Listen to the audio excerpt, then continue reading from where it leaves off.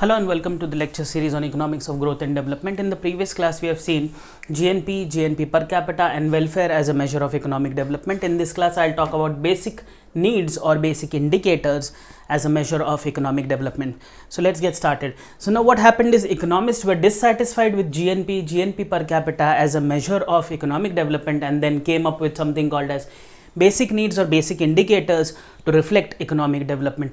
So these basic indicators or social indicators can be seen in two different forms. One is called as the inputs. They can be used as inputs, and the other is the outputs. So in inputs, what we are looking at is nutritional standards or number of hospital beds or the number of doctors per head of the population. So these are all inputs, and once you give nutritional standards, good nutrition, you will have probably say lesser mortality, or you will have lesser maternal as well as infant mortality, or you will have lesser diseases, you will have less people who are undernourished and things like that.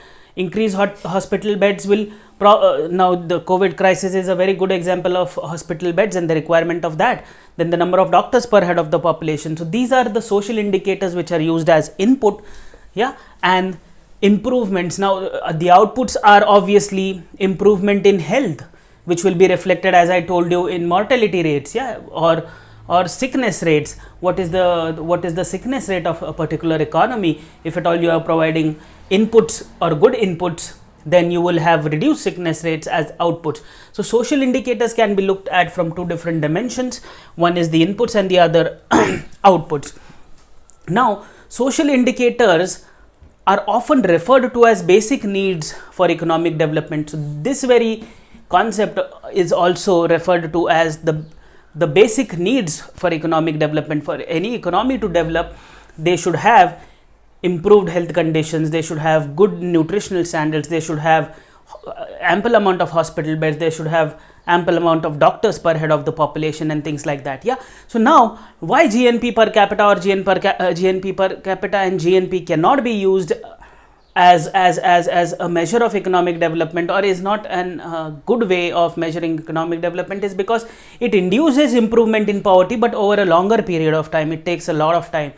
But on the contrary, education, sanitization and things like that, it provides, or better healthcare conditions provide shorter period solutions, and it affects poverty directly. So this is one measure or one way you can look at the economic development with the help of social indicators or basic needs. Now basic needs leads to higher level of productivity. This is again a very important aspect. Basic needs leads to what? High productivity of individuals, and increased income through human development in the form of educated and healthy people, So this is what basic needs is actually doing. It is increasing both the output as well as the productivity of individuals, and at the end of the day you are getting healthy as well as educated individuals in the economy. Kerala being a very good example of a state which has good basic indicators or basic needs provided to the populace of the state.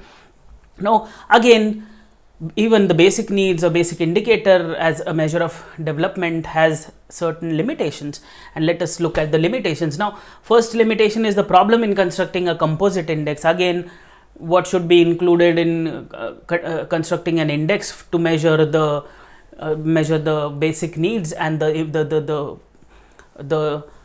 idea of basic needs to be very precise. So that is again a problem.